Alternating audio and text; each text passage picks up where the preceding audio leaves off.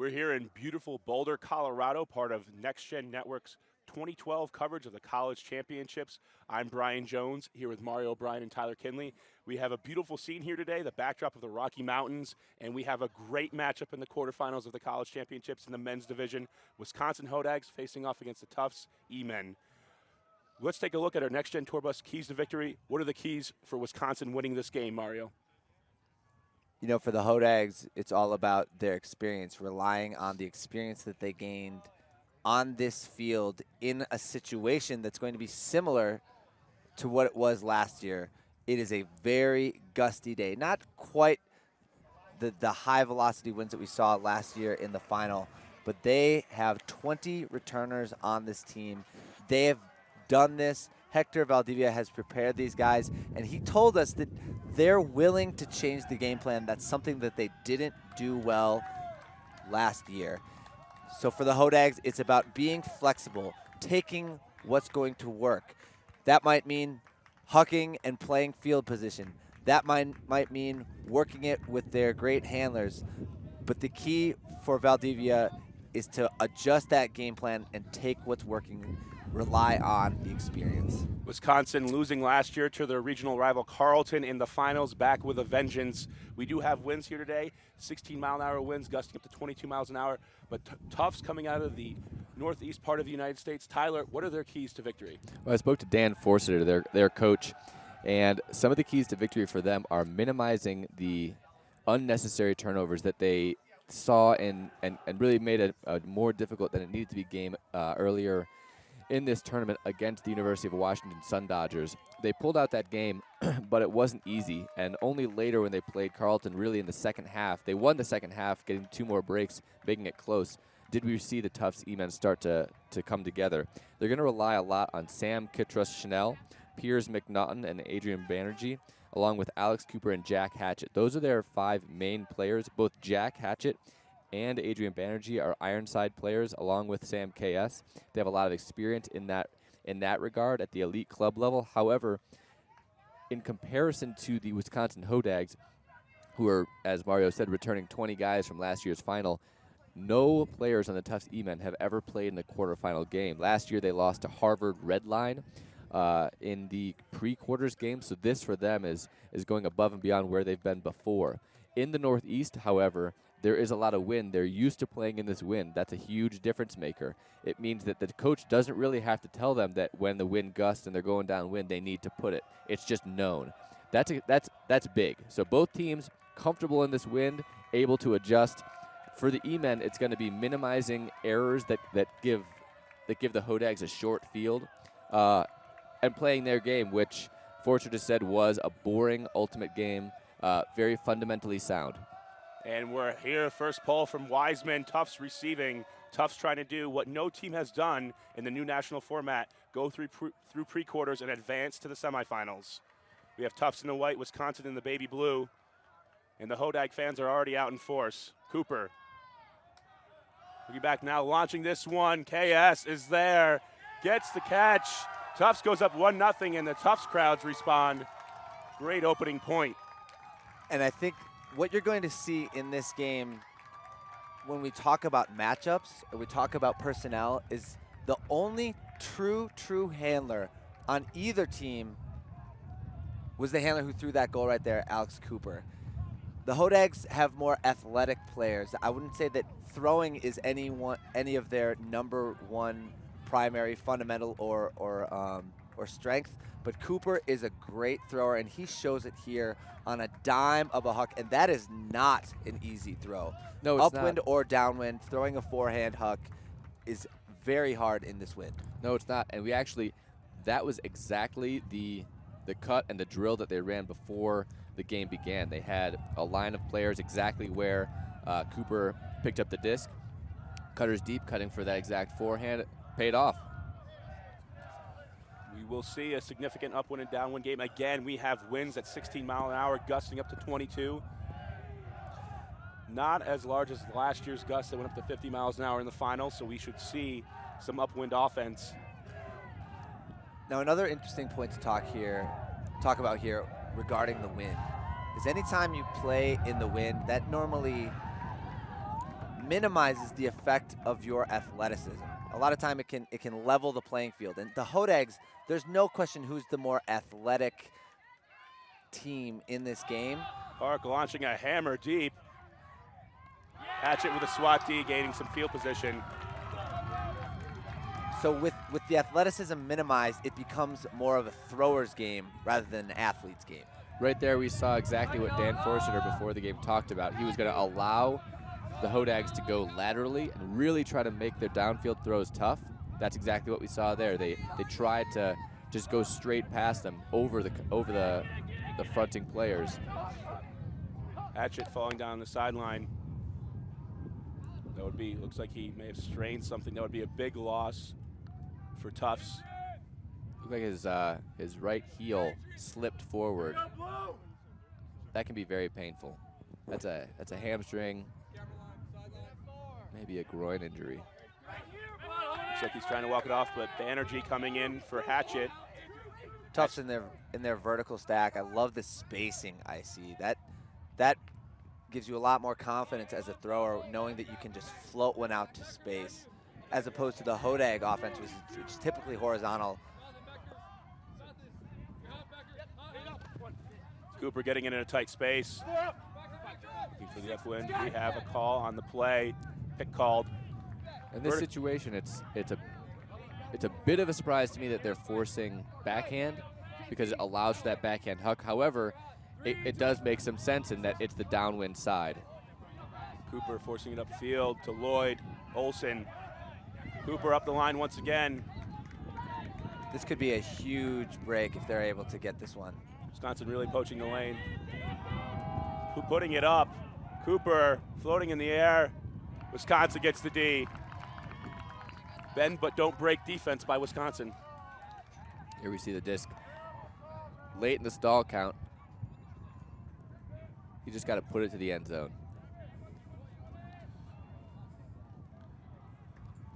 We have call on the play. Observer rules, no foul. That's the right call here. Just a wolf pack under the disc. Definitely going to be some contact. I really like the mark from Wisconsin there, not allowing a bailout. We see goodness. A high hammer once again. Wiseman can't come down with it. Excuse me, Colin Camp.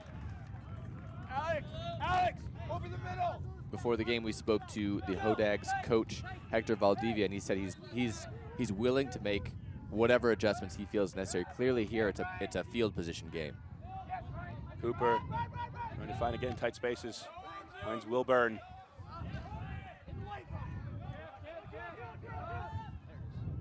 Excuse me, now Wilburn going back for the disc. One of Tufts' defensive handlers. And we have a collision on the field. Looks like Simmons involved. Now, when you play the wind offensively, a lot of times it's not necessarily about attacking where the goal is. It's about getting to the high wind side of the field. Sometimes that means you might lose yards on a swing, or you might not gain a lot of yards on your undercuts. But if you can get to that high wind side of the field, which Tufts is moving towards now, it's towards the forehand side or towards the break mark side. If you can get it up there, you're going to have an advantage with all of your throws. Interesting. Cooper putting it deep. Olsen can't run it down. Still a good opportunity, good chance for Tufts to try to capitalize on those upwinders. Now we'll see if they go another hammer over the top. Park finding Simmons through the zone, and Simmons not wasting any time. All the way back, Donovan. Donovan makes the catch in the back of the end zone, and the Hodags tied at 1. What we see paying off there is the Hodags being willing to take one short throw to open up a backhand rather than just taking 0 throws, 0 chance, and putting up a much less effective hammer. Agreed. You gotta trust some of the fundamentals that you've built over 4 years playing. Trust that you can throw a swing pass in the wing so that you can, just like you said, Tyler, get it downfield with an easy throw, and one that can actually potentially get caught for a goal. I think in their choices to not even throw one, we're seeing a marked reaction from last year. It's if there's wind. Last year we didn't adjust well enough. Today we're going to over adjust and not even want to take that short throw risk. Really, the problem for Wisconsin last year was not necessarily scoring on the downwind. It was actually on the upwind. Carleton in the national final was the only team able to score upwind in that game. Wisconsin, as we said earlier, doesn't really have a pure handler. We see a lot of guys with athleticism and ability to get open, but the throws, Carleton has those type of throwers. And Cooper here is also a pure thrower. Yeah, you could already see it in the first couple points. We had Cooper, who normally plays O-line. He played that first O-point downwind. And then he actually stayed in to play D-line because they were expecting to get the disc. A lot of times that's what you do in an upwind, downwind game. It's not about offense and defense. It's about keeping your best throwers in going upwind. Scooper to Banerjee. Back to Cooper. Cooper will take those risks over the top. And here's a D by Wisconsin. Alter coming in, reading the Scoober. Here they're really attacking that upwind side. Going underneath, finding Hart. The wind just died down about 5 miles an hour. Not quite as bad. Picking up here Coolidge. Near the goal line, this could be an important score for Wisconsin. And for the up the line, Hart makes the grab, and that's huge to go up 2-1. Tufts complaining about the out of bounds call perhaps. Or inbounds call, rather. The first upwinder is huge mentally for Wisconsin.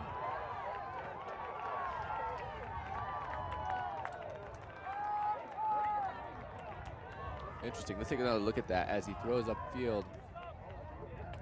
It looks like his torso, maybe his hip hits first before his hand. However, if all you saw was, that's close. That looks like that's split second. Catch. Torso, then torso, then hand. But if all you're seeing is hand, it does look like he would be out. Now let's talk about the contrast in styles going downwind that we saw. Hodags, they want to swing and huck. They don't want any turnovers that are going to allow a short field for Tufts. Yeah. Tufts actually chose to work it, turned it over at half field. That only makes the Hodags have to work half as much to get a goal. So far, I would say Hodags coming out with a better strategy initially, just playing percentages. The more throws you have to throw upwind, the more likely there's going to be for a turnover. And even though those hucks downfield are just huck and hope, it still makes it almost impossible for the other offensive team to work it 70 yards against wind. The Hodags also benefited from that random brief die down in the wind. Even a 5-mile die down makes a big difference. They benefited greatly from it. I mean, that's 2 upfield throws. That's you can get 20 to 30 yards. Here the disc rolls out the back. If he touched it, it's starting at the back of the end zone. It looks like he did. But Cooper's still picking it up. No touch. That would be a 20-yard addition. So close. Oh, wow. Cooper, Wisconsin throwing a 4-man cup here. 5 people within the vicinity of the disc. It's going to be tough. Dave Wiseman back to defend the big. What a hammer by Alex Cooper. That's what Cooper brings to the field. That is a very difficult throw. Banerjee can't hang on. Tufts with a jailbreak, having an opportunity. Now Simmons. Oftentimes when a team gets an upwind break in a severe upwind downwind game here, it leads immediately to a downwind break. That's what we can see here. Putting this one up in floaty. Banerjee is there defending. Gets the D. Call on the play. It looks like he's saying that he ran up diagonally rather than taking a direct straight line up to the front of the end zone. That would be a travel call.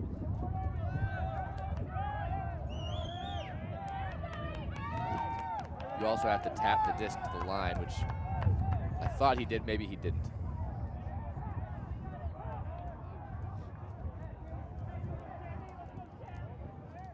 Banerjee, one of the experienced players for Tufts, plays with Boston's Ironside at the club level.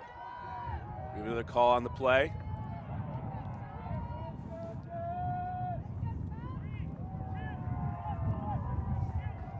Banerjee, straight up mark. Interesting here, and really trying to force Cooper to make dump cuts. We're seeing man defense by Wisconsin. Field, KS putting this one deep. Can't get underneath it, just falling short. The disc just died at the end there. Tufts proving, though, they have the ability to put the disc upwind early on. Wiseman, easy gainer to Alter. Back to Wiseman. This one floating to Stuhlgras, overthrown. Wisconsin comes down with it. Hart. Overthrow to Simmons. And now Tufts have to run to this disc and go. Taking this time just allows more players on the Hodags to get behind the disc. Wind really picking up now. Call on the play. A couple of those throws for the Hodags were just lazy. When you play in wind, you have to take a full balanced pivot on almost every throw. If you just try to flip it out there with your wrist, the wind is going to take it. Shaw. Pick called on the play. Here we see the Tufts E-men going in a vertical stack. I like that call. It opens up the sides of the field, break and open, rather than what you'd see a horizontal stack. Back to Cooper. Enough for Shaw on the inside, overthrown. Putting it up for Wiseman. Cooper is there. Too far. Wind taking this one.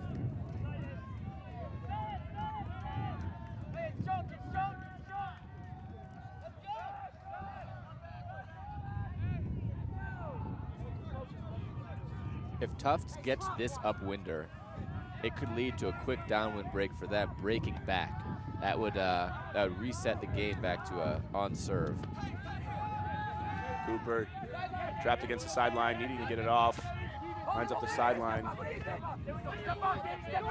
Clearly wanted to reset back into the best thrower's hands. Another hanging hammer, That's and this one is fantastic. caught. They need to Keep work it quickly moving. now. It's 3-on-2. Banerjee going through, a foul call on the play. Without a foul there, that looked like to be a goal. Looked like to be a goal. I'd like to see Cooper here demand the disc and just work it in from the middle of the field. So he's a bit close on his dunk. Yeah, I didn't like that Cooper. either. Banerjee hitting him over the top of Cooper, fits it into a space, and Tufts breaks back. This is huge. Now Tufts is pulling downwind, and it gives them a very likely chance to break back.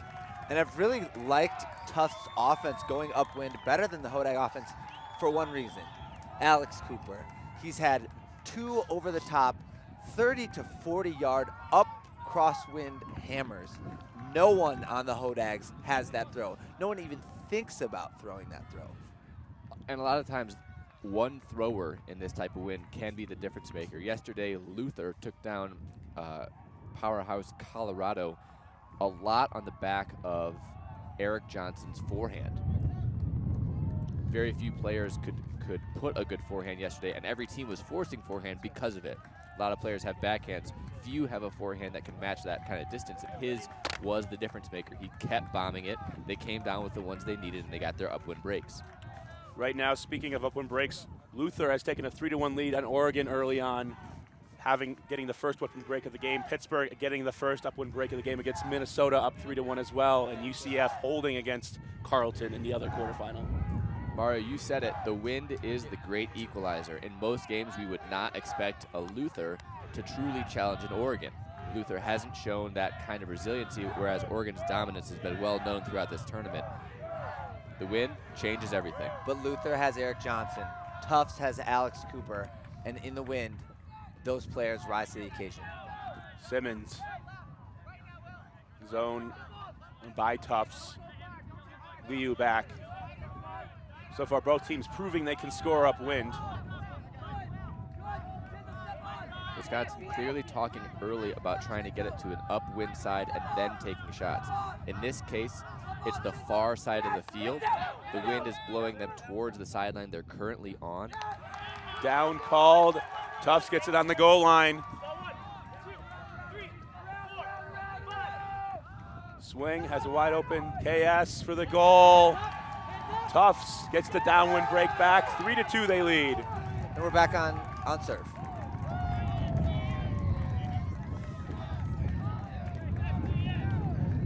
I think we're seeing a lot of the Tufts comfort with the wind coming from that northeastern area. They see a lot of wind there.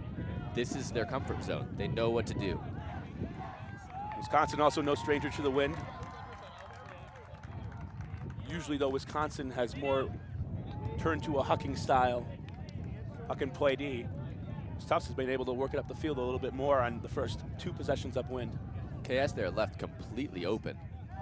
It looked like he was either overlooked or there was some sort of miscommunication. He was just left standing on the break side, and the mark really didn't take it away. And again, we can't emphasize enough, talking about that Hodag offense against the wind, they weren't looking for hammer shots at all. They were looking to dump, swing, and maybe find something up the sideline or find a huck look. They weren't looking for those far side hammer looks as Alex Cooper is able to look for. Last year, the Hodags put the disc in the hands of Ben Feldman early and often, very often, to throw those hammers. He has since graduated. Hodags did start things out with several hammers downwind. So far, we're back on serve. And we talked yesterday about the confidence that team gains once they score one upwinder. An ability to do that means that they don't have to worry in this game. And regardless of whether it's the O-line or the D-line, the Wisconsin D-line putting it in first, then the Tufts answering back, their O-line putting it in. The upwinders are the difference maker. Wisconsin, Becker opting to work it up the field. Liu. O'Neal. Big fake. No zone here from Tufts. Transitioning to man defense. Foul called on the play, turnover. This one's coming back.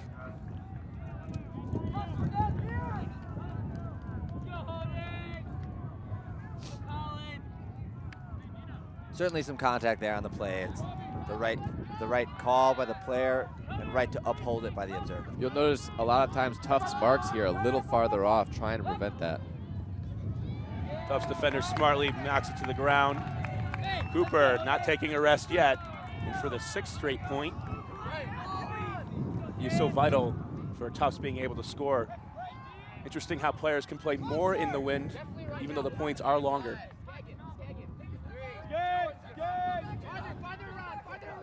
Cooper, back to Shaw. Hatchet, back in after an early injury. Moving it up the field, and the wind has died down temporarily. Let's see if Tufts takes advantage. Banerjee putting it deep. This is a huge play right here. Goes up Tufts, another upwinder in the end zone. Olsen, what a grab. That is massive, and what you gotta love there is Tufts from their own goal line, really attacking that far side of the field and then taking the huck. It looks like there's a call on the play. We do have a call. Travel called. I'd love to see this again. We'll take a look here.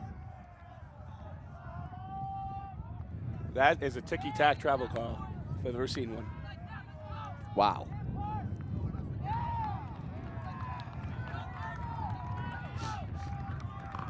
The crowd asking for it again. A lot of Tufts followers here on the sideline. I wouldn't be surprised if he does it again. With Olsen and Hatchet there, 2 big defenders normally. And he does. Hatchet, this one will it sit? This is deep. No, too far out of bounds. It's actually a better technical throw, just didn't keep it in bounds. Wisconsin walking the line. Liu.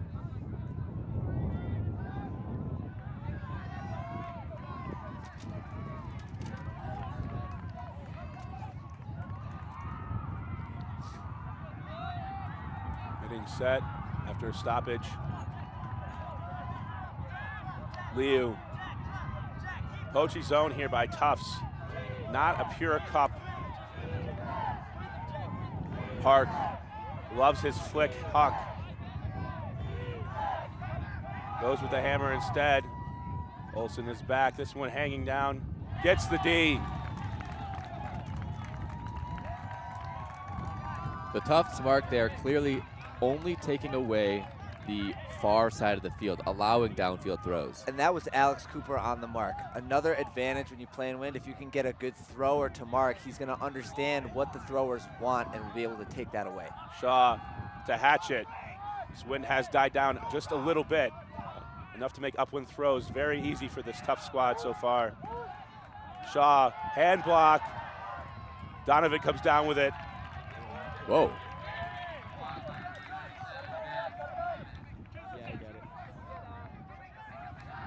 Not wasting any time, Liu to O'Neal, too far.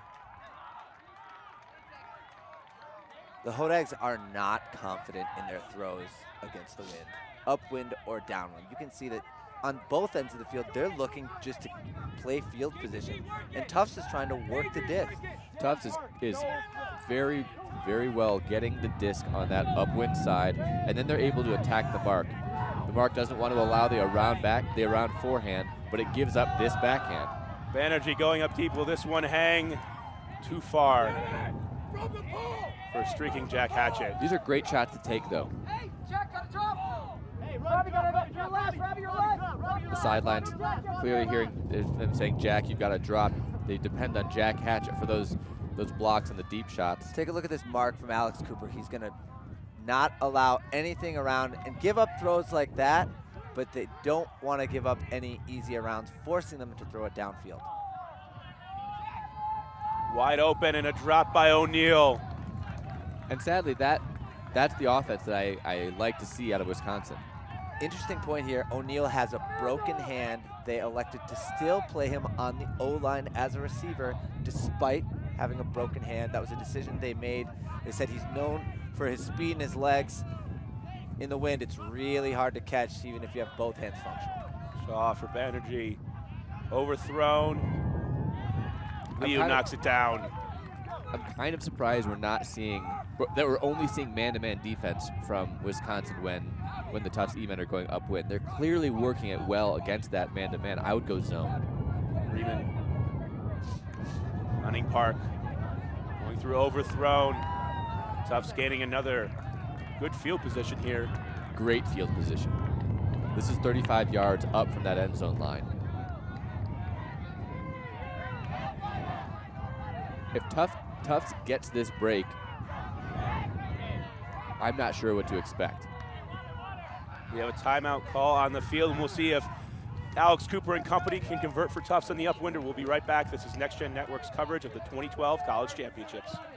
We're back here in Boulder as Tufts has the disc at midfield, trying for another upwind break. So far, both teams getting an upwinder early on in this game. Tufts leading 3-2 over Wisconsin. Tufts in the white, Wisconsin in the baby blue, and we have winds at 16 to 20 mile an hour, gusting at 25. Alex Cooper, thrower for Tufts. Handler picking up the disc. Vertical stack. 3, 2, 1, move your feet. Move your feet. Cooper for an option. Excellent vert stack play. They sent a cutter deep that drew the attention of everyone, and Banerjee comes and catches the easy underneath. Unfortunately, they turn it over. A big hand block here, and this is an advantage for Tufts. Can they capitalize? Cooper. Tufts has a 6-on-5 advantage. Olsen. Cooper. Cooper needs to hit the easy throw immediately. It doesn't matter if it's not for yards. He needs to hit that throw. Fagila upfield. The Cooper near the goal line, 5 yards to go. You can see in the physicality of the defense, Wisconsin is desperate to not give this up.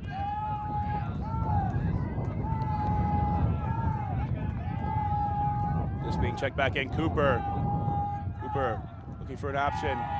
Fouled on the play. Or foul called. We'll see what the observer rules. We have a foul ruled.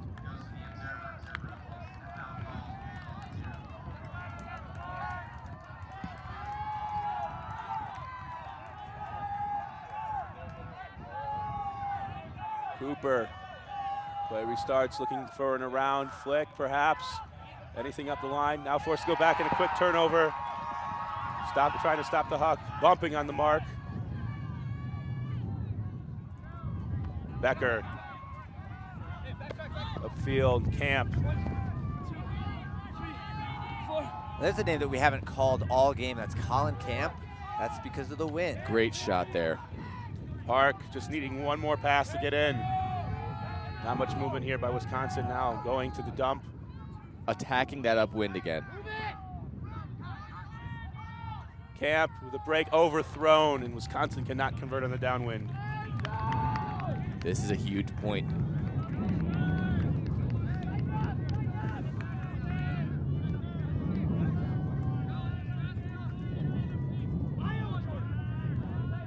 Cooper, back for Figueroa.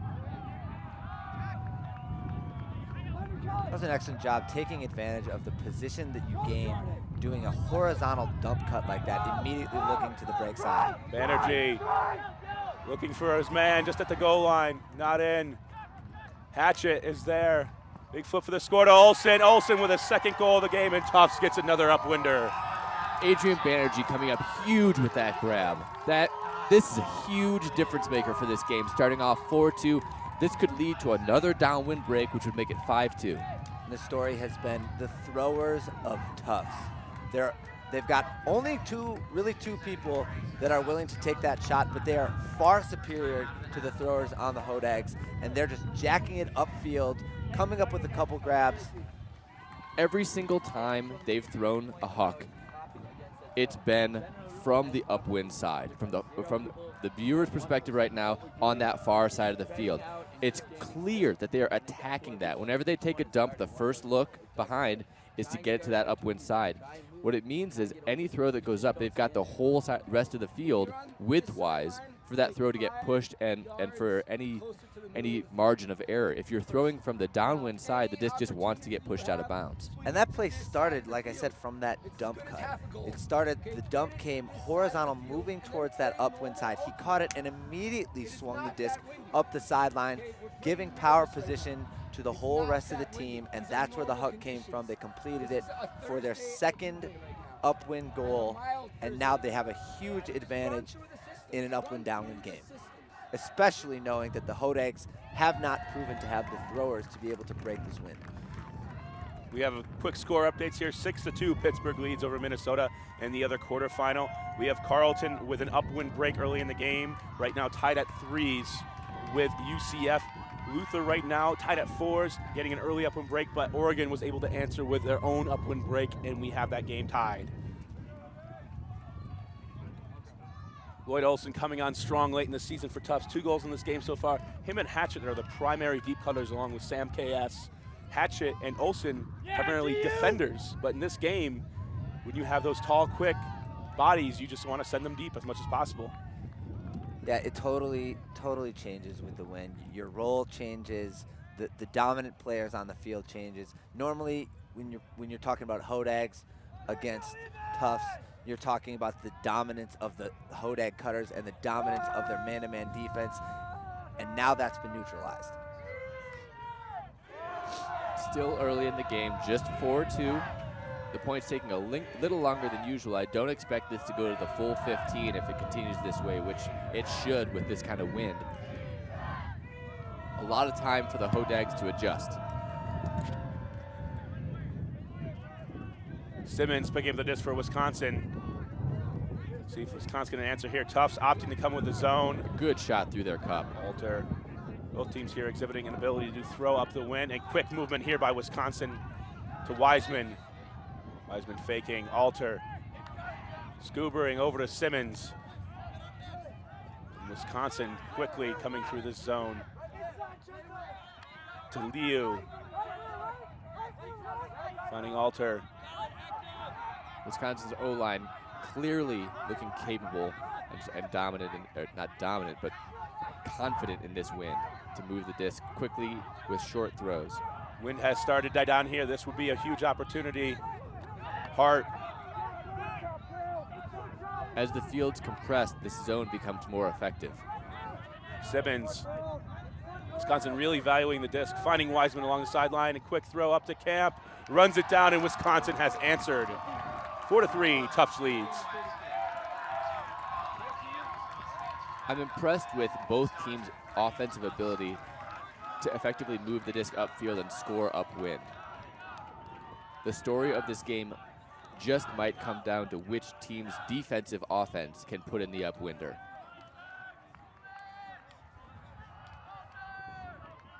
Great find by Simmons. Right now in the wind, on the, at least on our part of the field, has died down. We do see the flag still moving vigorously.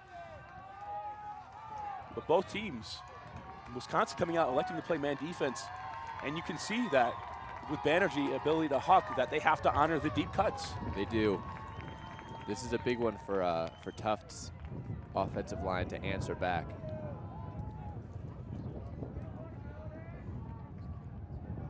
Each team exhibiting a level of confidence, a level of maturity with the disc. This game could be a great one.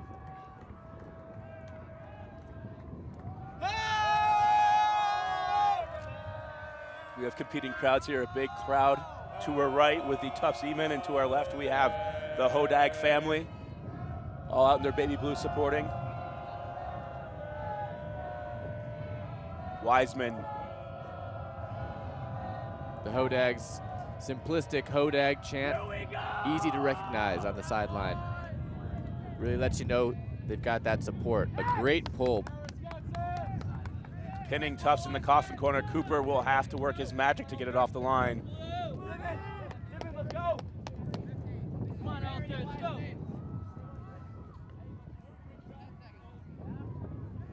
And we see a zone of some sort here, at least a two-man zone by Wisconsin. Cooper to Shaw. Cooper demanding the disc back. Tufts attacking that upwind side. Running a man in the zone. Taylor back to Cooper. Cooper not afraid to put it around. Banerjee. Tufts dump cuts having a slight difficulty getting open. They start very close. We have a call on the play. In this kind of wind, especially in this case, it'd be a downwind throw to the dump. It's hard to just put it to space because it'll just fall. There's not a lot of ability to really make it hang. Cooper back to Shaw. Patience here by Tufts. Big call on the play. As Mario noted before, that straight back dump cut allows the dump thrower to clear that sideline and open up a break mark throw downfield on that break side. Shaw. Back. And a big D by Simmons. Wisconsin getting it to goal line. Simmons putting it out. And Wisconsin has answered to tie this game at 4. And there's the break back. We are even on breaks.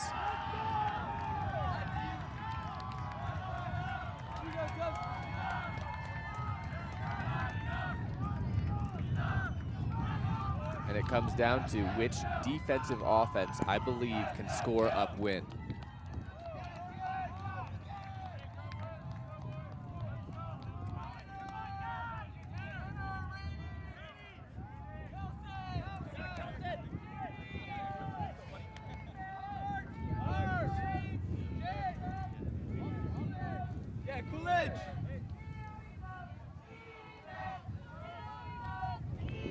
Two upwinders by both teams. Both teams have responded back.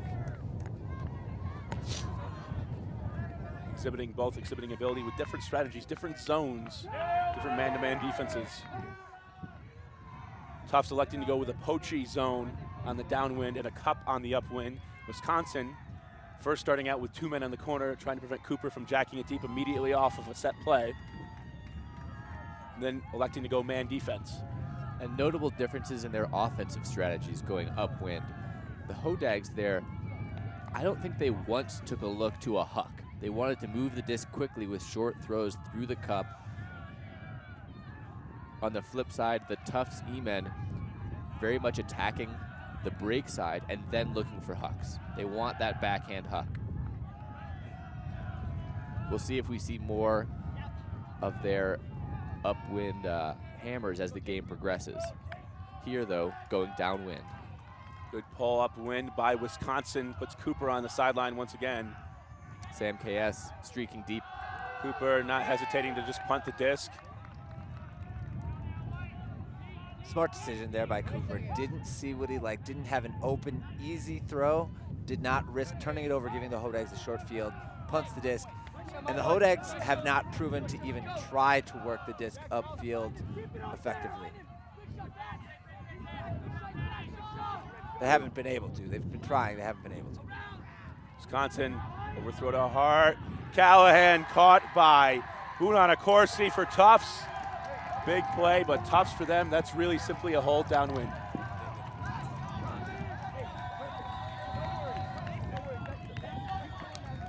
Just a quick score update here. Oregon is back on serve with Luther now in a 1 point lead, or tied now with Luther 5-5.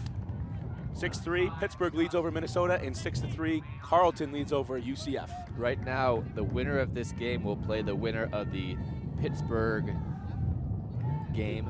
Looks like Pittsburgh's in control, so we can expect that for now. Wisconsin being the 4 seed would transfer over and actually play the winner of the Oregon Luther Oh, game. my mistake.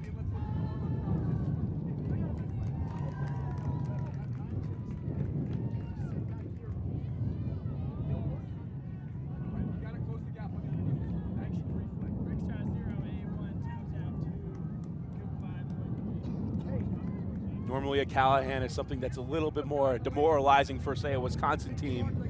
There it's simply a hold for Tufts downwind. Exactly. We are back on serve. Tufts leading by 1.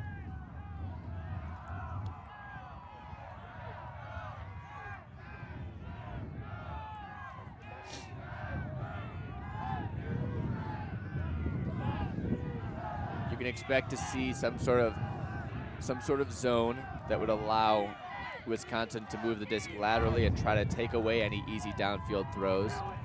Incredible pull. This one just not staying in bounds, but the distance.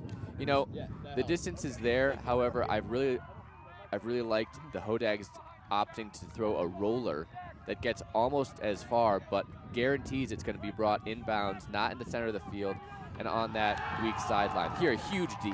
Lloyd Olson making moves this game, 2 goals and several Ds. And now a great field position. Cooper looks off the dump. Quick moving up now at the Shaw, getting position. Call on the play. Cooper calling the armbar from Becker. Wisconsin known for their physical defense. Here we see the thrower having a relatively open window on an around forehand to that break side, excuse me. You can see the angle here. If that dump moves back slightly, takes the defender out of there, and they've got 2 cutters well positioned. Shaw dropped there, unfortunately from Hatchett. Putting it up. Spies can't come down with it. I wonder if we'll see that big hammer. Cooper No flick. No flick. Inside foot. 6 up. and Shaw. No flick. Ben here. Feldman helping out on the sideline with Wisconsin saying no around. They really want to stop that around forehand. Another big hug from Banerjee. Receiver could not find it in the sun. Donovan to Liu. This forehand, like it came up short and ruled down by the observer. I'll agree here. This is exactly where Tufts wants to be. That upwind side. Short field. Short field. We could see another break here, and a defensive break is huge.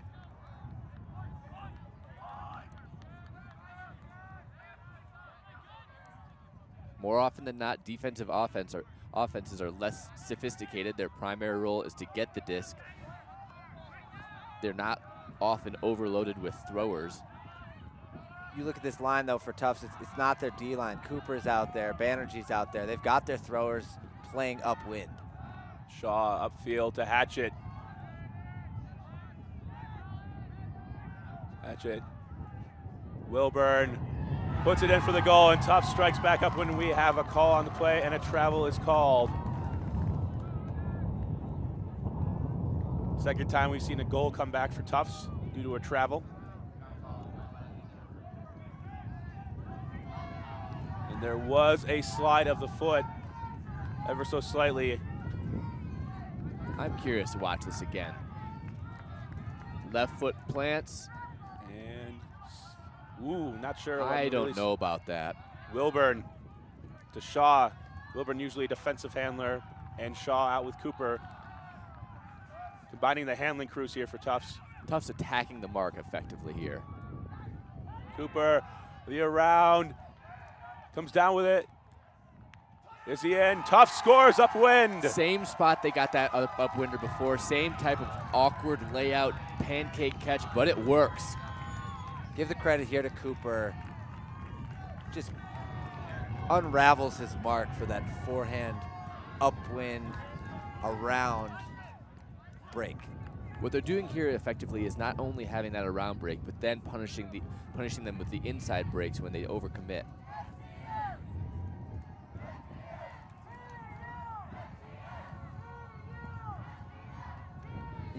And give credit to the mark here. He did the right thing. He was taking away the inside, which is the easier throw. That's just a great thrower making a great play. Another opportunity here for a double break where the Tufts E-men need to get this downwinder to get the wind back on their side. Last time, Tufts got an upwind break. Wisconsin answered back and then got their own downwind break. Both teams have answered so far when the other team has gotten the upwind break. Right now we're seeing Alex Cooper touching the disc 36 times in this game. The next highest for Tufts is Banerjee with 10. Both players exhibiting an ability to throw the disc deep. This is when you want to overload this downwind defensive point for the Tufts E-men.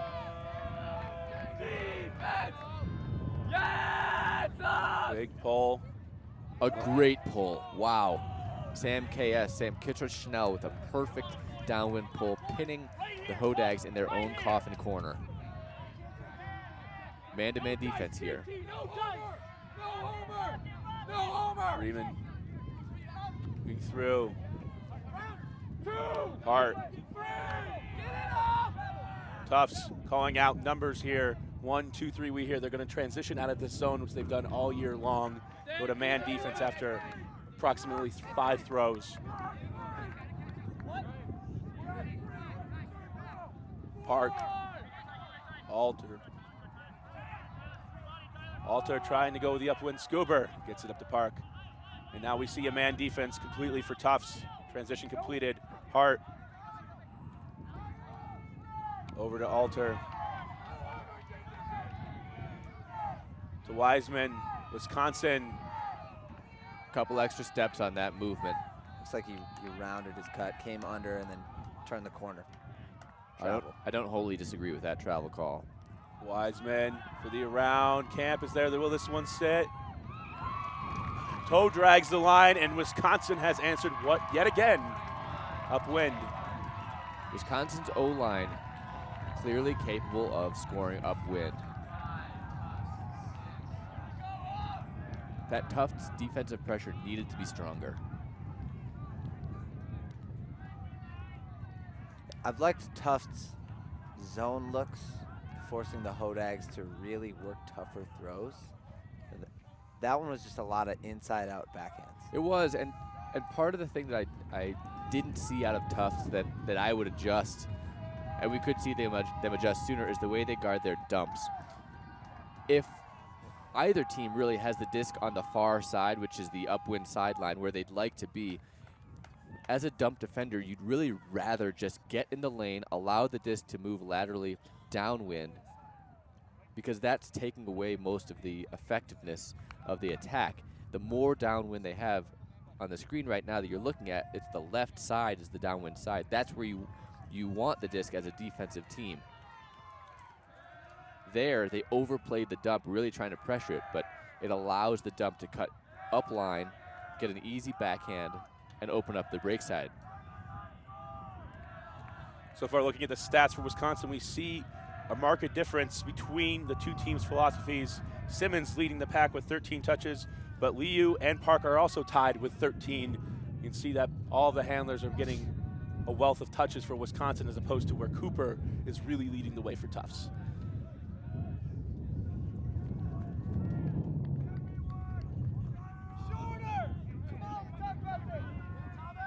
Cooper calling for a stack to come in.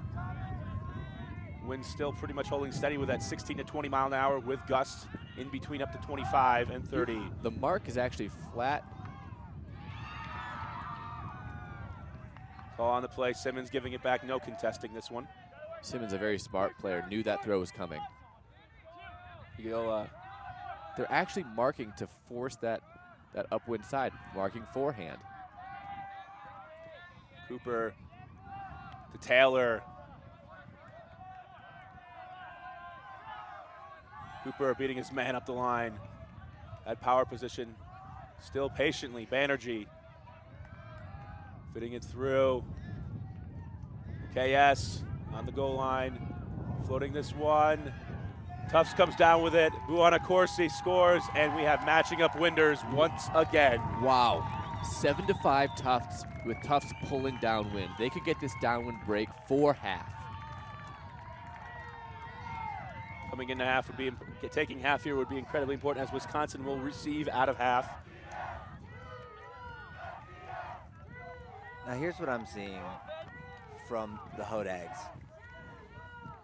Playing downwind, playing defense downwind, they got busted by those two hammers early in the half. Since then, they've played mostly manned, forcing Tufts to run their man offense, and Tufts is comfortable doing that, especially Cooper. Cooper's comfortable breaking the mark, and that's allowing a lot more easy throws. It's clear that that Hector Valdivia noticed the backhand mark was being broken effectively, changed it up to forehand. I like the change, right? You have to be willing to tinker, especially early in the game, see what works. It could have worked there. Tufts works it up, but I like the choice and the chance.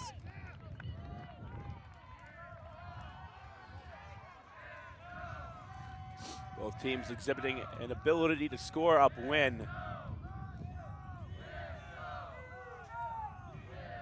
Relatively surprised to see Sam Kittredge-Schnell, the Callahan nominee for Tufts, on the sideline at this point.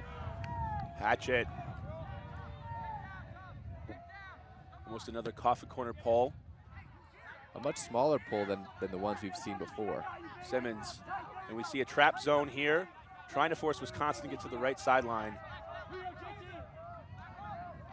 Almost an overthrow. Wiseman coming down with it. Tufts very okay, very comfortable with any lateral throws, trying to stop any continuations downfield. The way they do that is the cup flexes backwards, trying to take away the downfield options as that disc moves laterally. Park surveying. Now going to Riemann.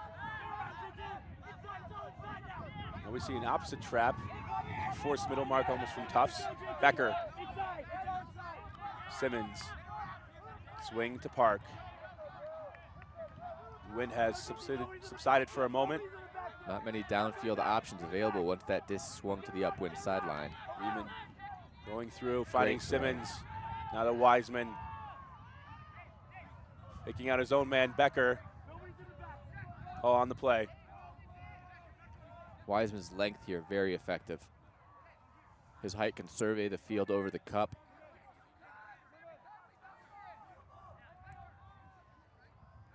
Only one player on Wisconsin really stretching deep. We really see the wind die down. Now the flag's almost falling down.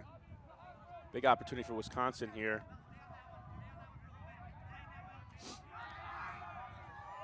Yeah, the game is certainly much different than it was at the outset. Not quite as much of an upwind, downwind game. Both teams able to work the disc back to a standard break format where it's just O against D. This is a thrower's win now. This is a completely different game. Park. See if Tufts will transition out of the zone. Simmons breaking through, going for the hammer, over the top. Wiseman with a reception. Incredibly fortunate change in conditions there for Wisconsin. It really exposed the Tufts zone, whereas they might have rather have transitioned into a man. Hard to make that kind of call at the split second. And the formation. There we see the flags do seem to be returning to their normal blowing in the wind here. The wind picking up a bit, but it really died down for this hammer. And the zone formation from Tufts is a bit interesting. If you truly want to challenge those over-the-top throws, I noticed that Tufts had actually 2 players sitting deep in their zone. If you want to challenge those deep throws, just have one guy back there, put everyone else underneath. No one on the Hodags has proven that they can throw anything over the top with accuracy yet. Again, hard to make that kind of adjustment in the middle of a point. That zone clearly designed for high winds. Without them, much more easy to break through. Another point in which the team's offense being forced to work it upwind. Wiseman, high arcing pull.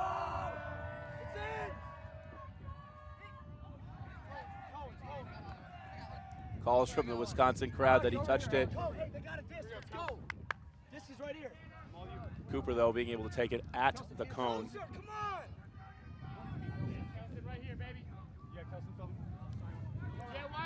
Cooper.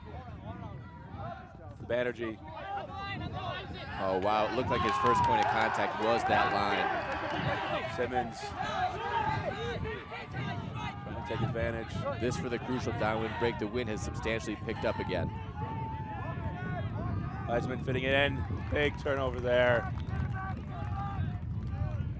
Tufts can breathe a little sigh of relief. Certainly. Talking to assistant coach Ben See Feldman. that first point of contact was that sideline. Talking to assistant coach Ben Feldman before the game, he said, this team is similar in their ability to generate breaks as that dominant team in 2007, 2008, but the difference is their ability This could to sail out of punch it bounds. in after they generate the turn. Huge, huge catch by Dave Wiseman.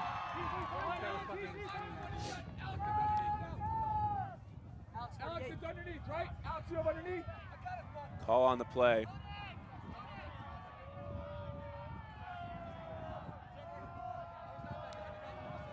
I'm not sure what the call is here. Maybe arguing a double team.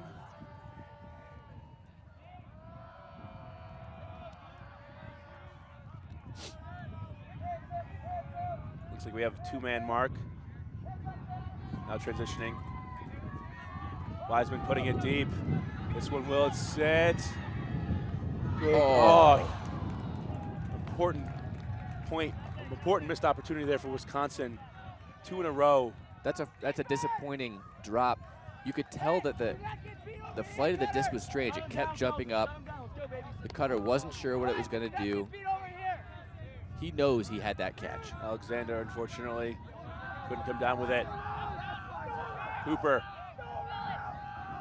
Banerjee. Big D. Layup by Wisconsin. Spirited no call there. Simmons calling a timeout. Yeah, Brian. We have Wisconsin knocking on the doorstep. And that's the athletic D that the Hodags are known for. That's an incredible play coming from behind Yes. on an underneath cut. That's the most difficult defensive play in all of Ultimate. Very rare to get underneath layout blocks. We're going to take a look inside the huddle as Coach Hector Valdivia barking out the So orders. first person in the stack, make that initial 7 cut, but we're gonna run the dishy. Only one reset. Yep. Okay, only one reset. That person's going for the dishy. Tanner, you get the reset. I'll do the first cut. Okay. It's an option. All right. Yeah, it's an option. Yeah. All right, let's go, guys. Hey, ready? Break. Hey, who's in the back?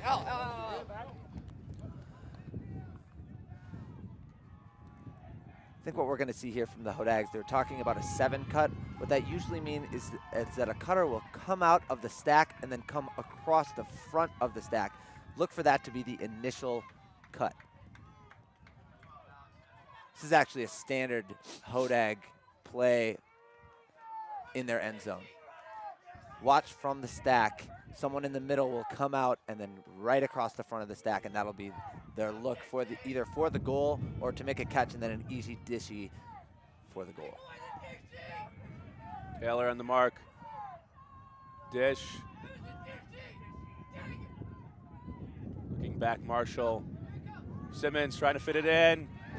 Does so for the goal, and Wisconsin ties it at 7. Wow. Casual catch. Not easy, but casual.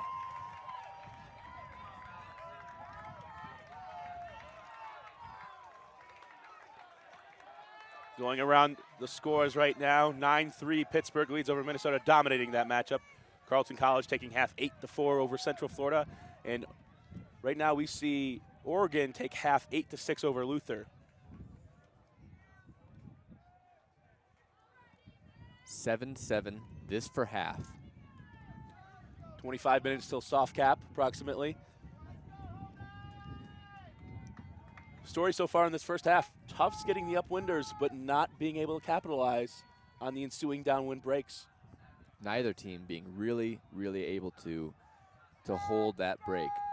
Each time Tufts gets an upwinder, Wisconsin has answered back. We are now back on serve for the third time.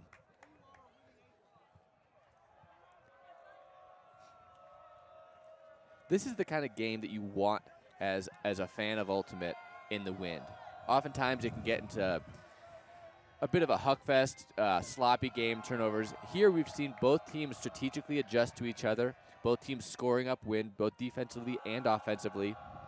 Momentum shifts, lead changes. Clearly not full lead changes, but momentum shifts. What a pull. And actually a huge mistake by Tufts. Someone's got to stop that disc. Now they're sitting on the cone with an extra 15 to 20 yards to work the disc. KS getting separation. Cooper wasting no time. The defense is there for Wisconsin.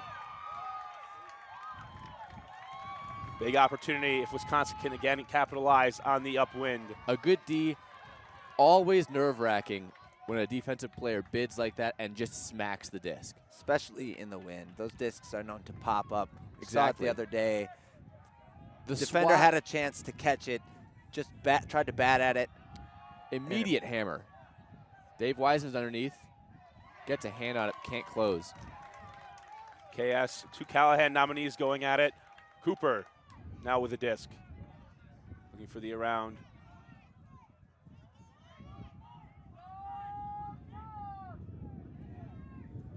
McNaughton That's a putting the great energy, and Tufts takes half, 8-7. We are still on serve. Wisconsin will receive coming out of half. We'll be back in the second half with this great game of Tufts versus Wisconsin. This is Next Gen Network's coverage of the 2012 College Championships here in quarterfinals.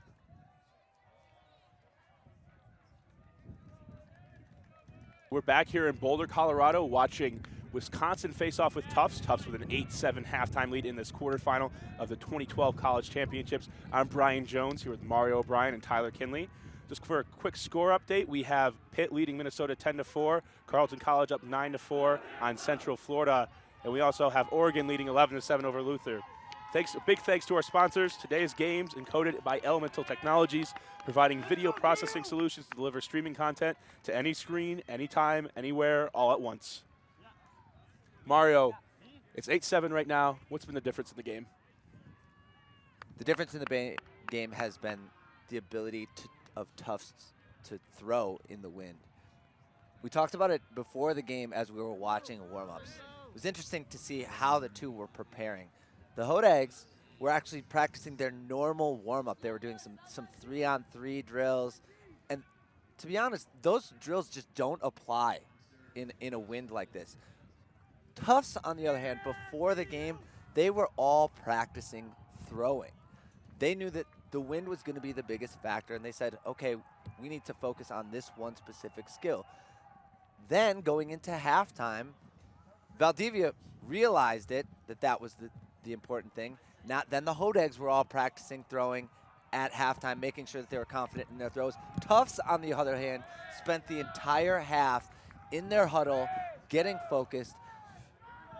Obviously, they haven't been in this situation before, and the coaching staff was probably just doing a great job calming, cooling the nerves, saying, hey, we're in control of this game. Keep doing what's working, and we'll be fine in this game. And I think Tufts actually has the advantage if it stays windy, despite the fact that the Hodags have been in this situation before. And Hatchet proving that Tufts can still boost it in the wind. The one difference here, too, we've seen is that Tufts has not been able to convert in those downwind breaks to extend their lead and convert on those, taking really advantage of those upwind breaks. And I think it's been the defense of Tufts that has kind of killed them here. With the wind being so variable, we have seen winds at 16 miles an hour today with gusts, but Tufts has been unable to convert on those downwind breaks because they're using zone when the wind has died down. I'd rather see them go hard man D. Simmons with the disc for Wisconsin. Simmons looking downfield when he has the disc, just didn't see any cutters open. This one over the top. Becker coming down with it for Wisconsin. Simmons. Finding Wiseman. Excuse me, Camp. Park. To Becker, and a drop by Wisconsin. Opportunity to break upwind. Tufts defense did not look strong there. That's a very fortunate drop.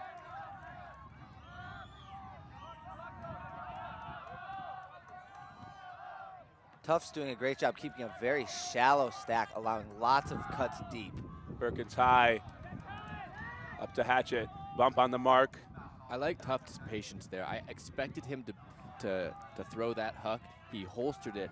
I think Wisconsin expected it to go up, and that opened up the underneath cut. Hatchet tracking this one. Will it sit? Looks deep. Too deep, unfortunately. Wiseman making it quite sure that it doesn't become a goal. Actually, Colin Camp on the defense. Big athletic play there from Colin Camp. You see him go up real big, just ensuring it's not going to be greatested back in. Despite the wind being considerable at halftime, we're still seeing these upwind opportunities, and Tufts can prove that they can huck it deep. Just too far, and this year with the 20-yard end zones adjusting from a 25 could make all the difference in the world. We've seen a couple plays already where an additional 5 yards in the back of the end zone would have made all the difference. Simmons hammering. Hatchet coming in. Can't get there in time. Donovan putting it out for O'Neal. O'Neal bringing it down. Tying the game at 8. O'Neal bringing it down with one hand. He's got that left hand all taped up. That's the broken hand. We saw the deep from Tufts come up and try to make a play on that initial hammer catch. That freed up that secondary deep shot. Very easy throw. Has to be completed, but very, very capable of doing so. Here you see that help deep come up, try to make a play, and all of a sudden, boom. Wide open throw. This game is tied at 8. Wisconsin having a chance now to break upwind. Tufts has had some trouble holding on the downwind points.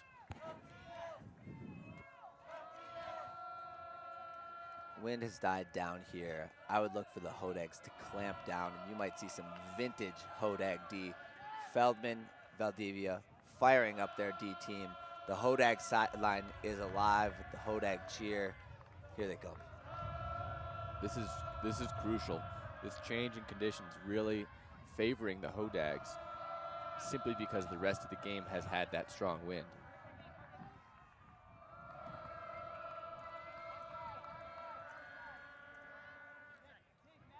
The wind shifted slightly. The Hodags are actually pulling slightly downwind. You can see it in just the gigantic pull. This looks to be going out of bounds even. We do have the flags blowing a different direction here. I don't like that choice of a pull. Why even put it up in the wind and let it affect it? I much prefer a bladier pull that is going to hit the ground, maybe roll out of bounds, and put the pressure on the Tufts offense to start with that raging Hodag defense. Up until now, that's what we've down. seen from the Cooper Hodags. looking for KS. KS comes down with it in front of Wiseman. Looking for an option. Back to Cooper, and this is D by Wisconsin. Fantastic D there. Wow. The wind not a huge factor right now. This is a major opportunity for the Hodags D-line to get a break. Big Great D D. by Tufts. KS to Cooper. Luana Corsi. No deep cuts available, and finally KS goes. This one, though, we'll have to try to sit. KS goes up, can't make the play.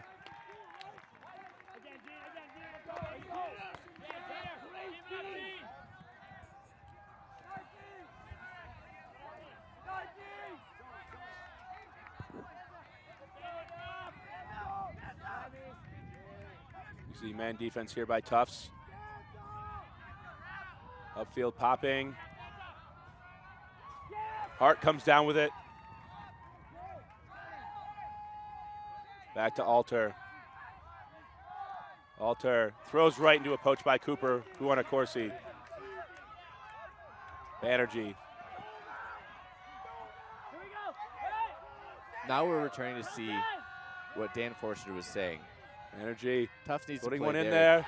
Comes down with it in the back of the end zone. Boo on a Corsi with a great catch. Wow.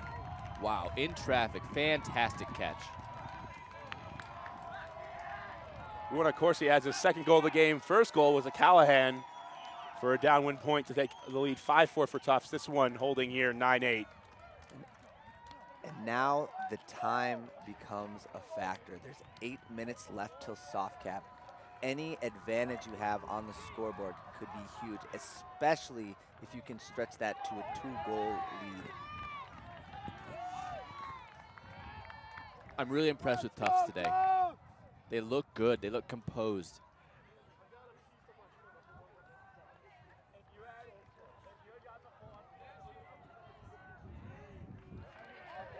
Both teams going to make mistakes. Tufts still willing to take those shots deep.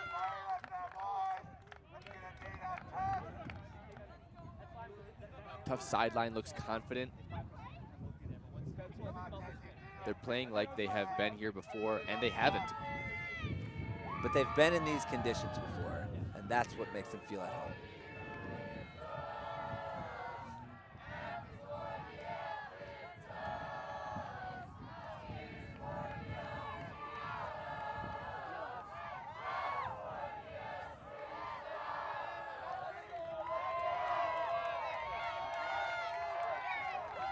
Wilburn with the low pull for Tufts, staying inbounds. And the wind has traditionally returned back to its upwind and downwind state. Wisconsin with the downwind. Camp. Cooper on the mark. Nice no-around mark there by Cooper, making them throw the disc backwards just to reset. Park. This lateral game is what Tufts wants them to play. Donovan. Flips it up to Simmons.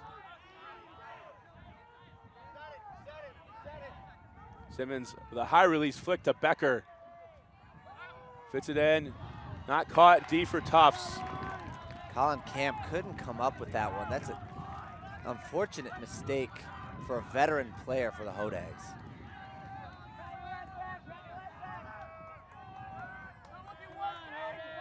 Cooper. Now underneath the hatchet. Their backhand pump fakes really sell the deep cut. Opens up that underneath cut. Wilburn gets will open we up the see line. it? Shaw. Overthrow to Cooper.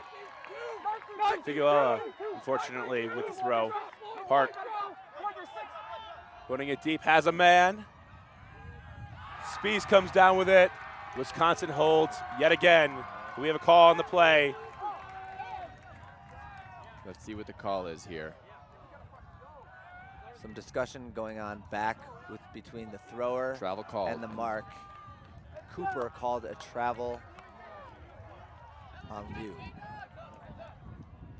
I'm wondering if Dayu Liu ran just slightly out of bounds and didn't have the disc in. We'll see. 92! JTT, you're out here, right? I'm wondering if that's what the call was. Regardless, it comes back. Need to check that disc in by tapping it on the ground. Camp. Put it around to Simmons.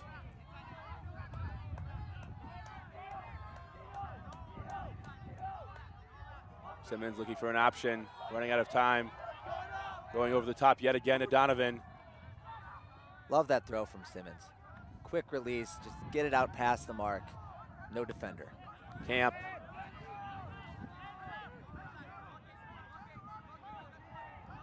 Simmons, nice throw. Gets it. Wisconsin in the goal, ties this game at 9. Critical mistake there by Eric Wilburn, the defender. When you get close to the end zone, you can't afford to face guard like that and give up the easy upfield pass. In that case, he didn't know that the pass was coming. Hodag handler caught it with space on the break side and throws basically a handoff for a goal. Up until now, we'd seen Tufts really attacking the mark well.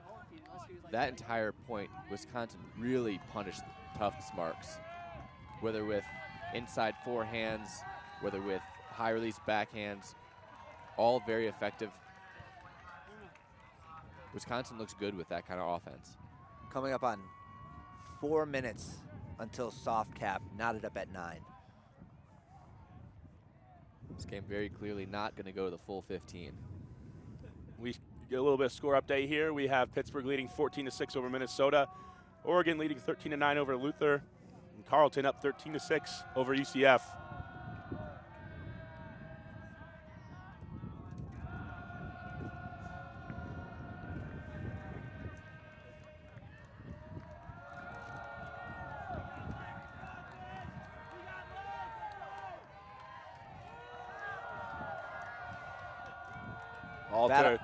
Battle going on the field as well as on the sidelines between the opposing fans.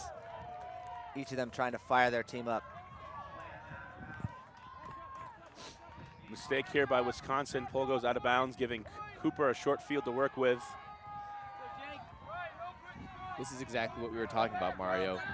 Trying to put a big pull, easily puts it out of bounds. Throw that roller.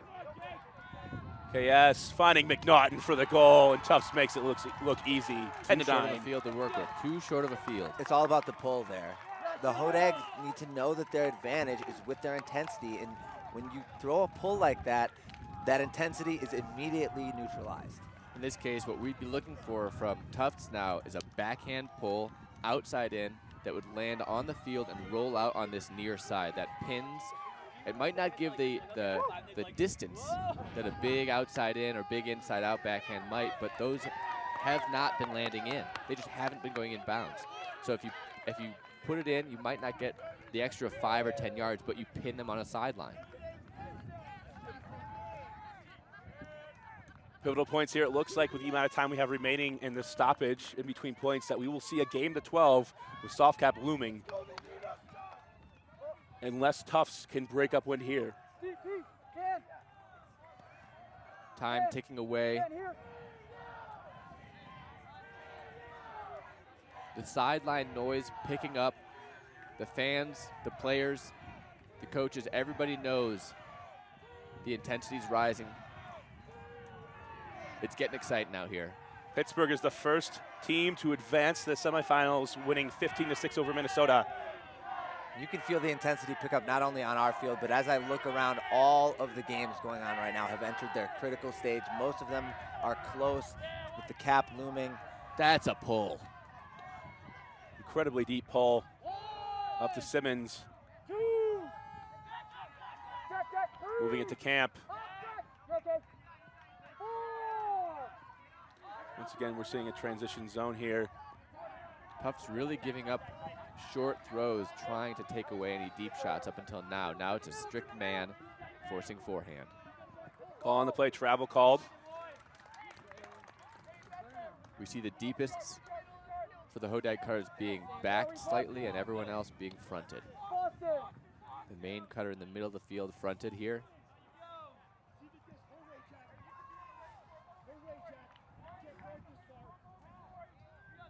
Great matchup downfield right now. We've got Banerjee against Colin Camp. That's Camp streaking deep. Donovan underneath the Becker. That around backhand, so effective. And Cap is on. Finding Simmons with a nice IO break. Up to Becker. Simmons. These marks have to clean up. Right now, Tufts man defense is very loose. Wisconsin's throwers are making them pay the price, and Camp is found in the end zone. Wisconsin ties it at 10, and we have a game to 12. Hodeg's doing it again with the break mark throws. These last 2 downwind points, the Hodags have found confidence in finding that inside out, which is setting up the arounds.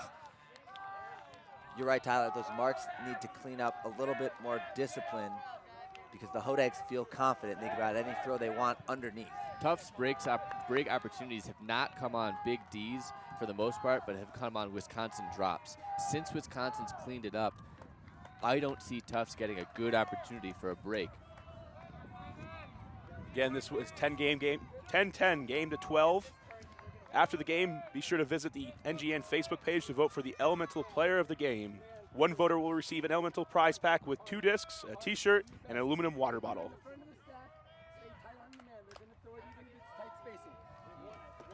Tufts with a huge advantage right now. They're going downwind and they're on offense, going into cap in a game to 2. Hodags need a stop. Soft cap rules apply. It's still win by 2. As soon as that hard cap comes on, though, it's a different story. Hard to 12, though. So here, Hard to 12. Hard to 12. My mistake. Hard to 12. Game to 2, just as Mario said. See if Wisconsin's experience in this situation can help them. This is the pull that I like. Tufts still able to get going. Cooper.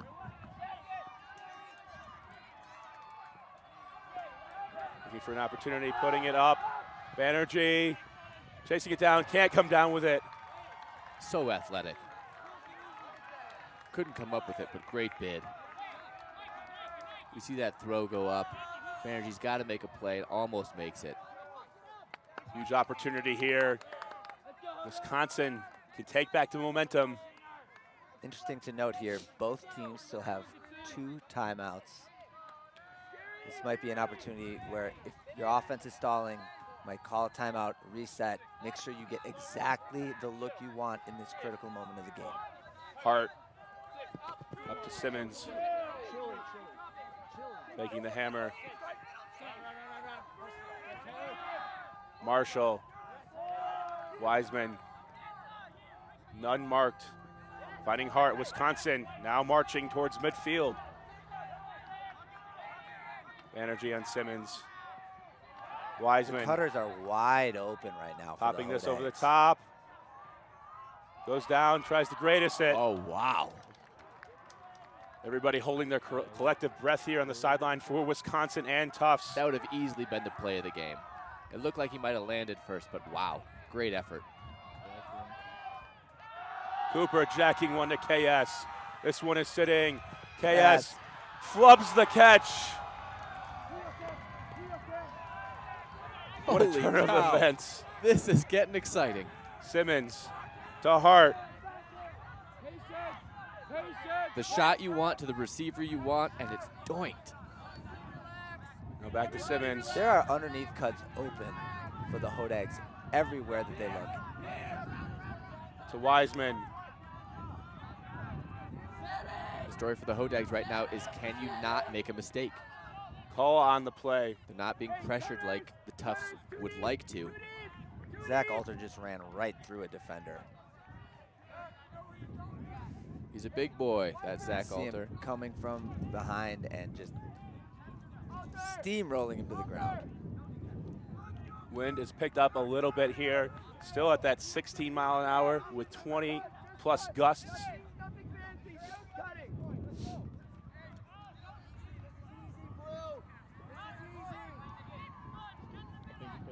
Simmons looking for the around.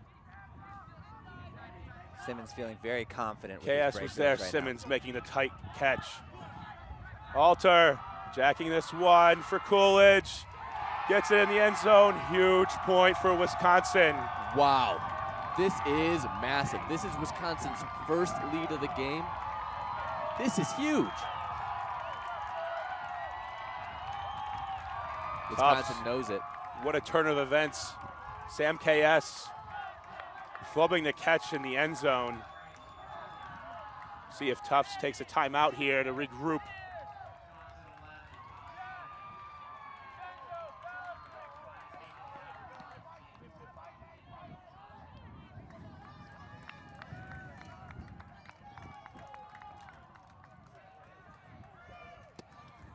Sam Case is not going to be pleased with himself on this one. He just had it right there, wide open to catch it.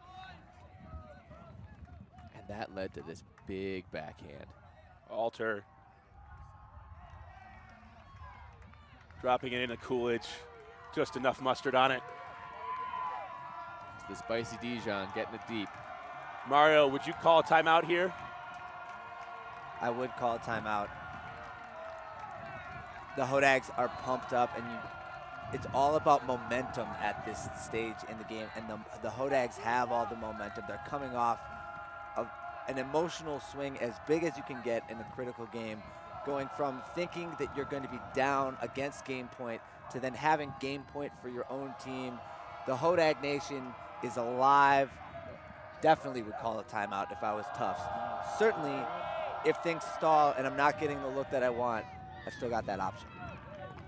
The Hodags sprinting down on a good pull.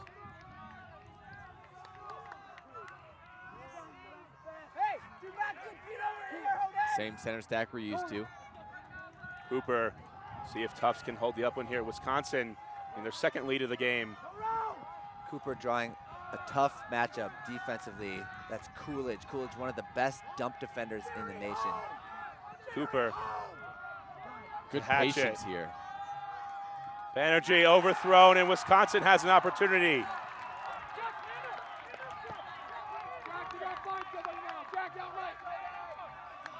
Wisconsin's resilience really showing through. Finally getting the lead. Now they're in the position to take this game. Getting up the line, Marshall, quick flip. Coolidge, Alter, one pass away. Can they be patient? Riemann looking for the option, it's there. Wisconsin takes the game, 12-10.